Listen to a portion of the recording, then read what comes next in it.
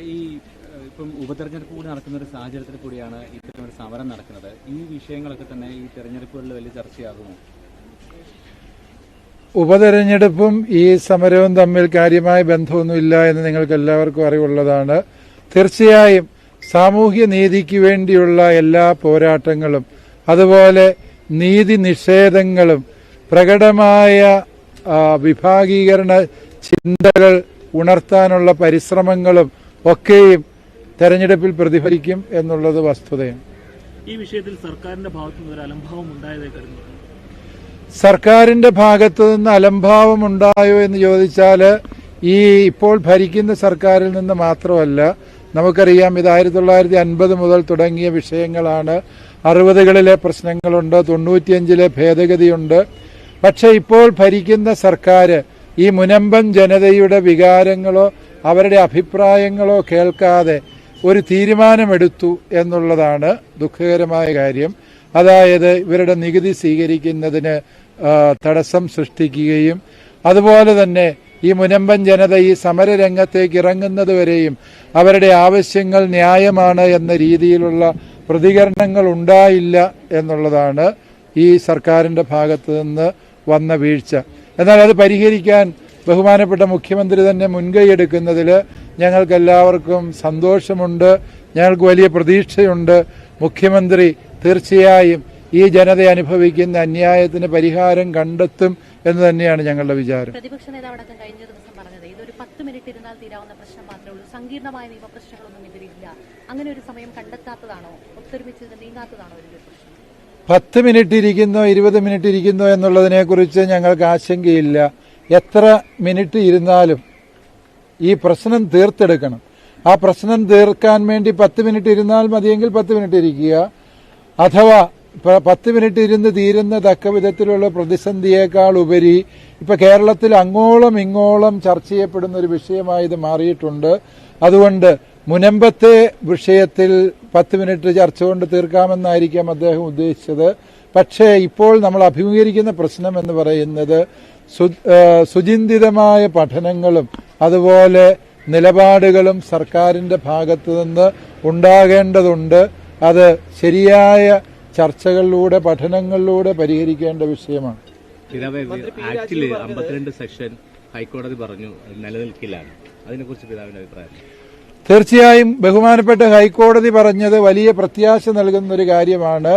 സാമാന്യ നീതിയുടെ ലംഘനം ഈ വഖഫ് അവകാശവാദങ്ങൾക്ക് പിന്നിലുണ്ട് എന്ന് ഈ ജനം പറയുന്ന കാര്യങ്ങള് നിയമപരമായി സാധുതയുള്ളതാണ് എന്നുള്ളതിന്റെ ഒരു സാക്ഷ്യമാണ് ഇന്നലത്തെ കോടതിയുടെ പരാമർശം എന്ന് ഞങ്ങൾ കരുതുന്നു.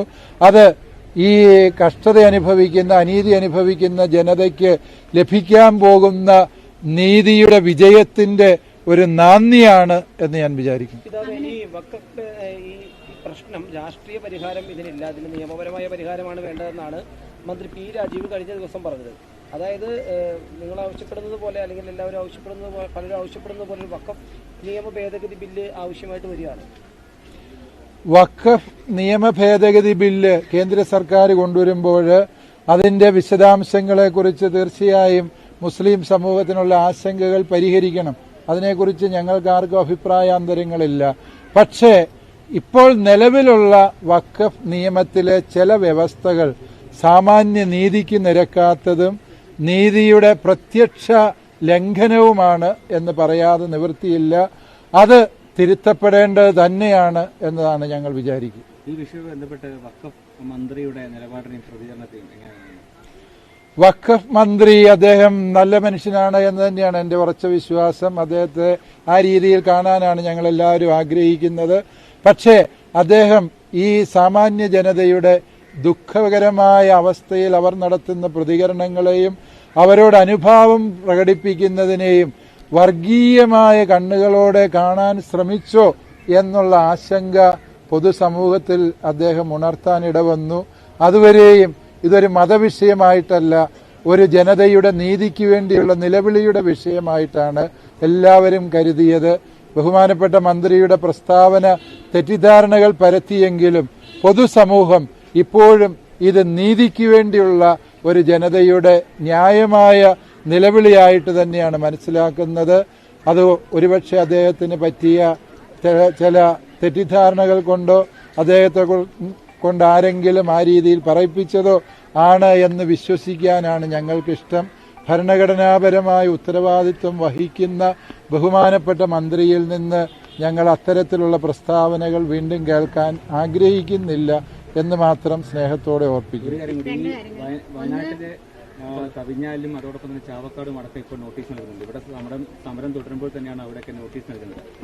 അതിനെങ്ങനെയാണ് കാണുന്നത്? അവിടെയും സമരരംഗത്തേക്ക് ഇറങ്ങേണ്ടി വരുന്നു? തീർച്ചയായും ഇവിടെ ന്യായമായ വഴികളിലൂടെ ഭൂമി സമ്പാദിച്ച് സർക്കാർ പറയുന്ന എല്ലാ വ്യവസ്ഥകളും പാലിച്ച് അവിടെ കൃഷി ചെയ്ത് ഉപജീവന മാർഗം നടത്തുന്ന ഒരു വ്യക്തിയെയും ഒരു കാരണത്തിന്റെ പേരിലും കുടിയിറക്കാൻ പറ്റില്ല. ഈ കഴിഞ്ഞ സുപ്രീം കോടതി ചീഫ് ജസ്റ്റിസ് വിരമിക്കുന്നതിന് മുമ്പ് പറഞ്ഞത് എന്താ?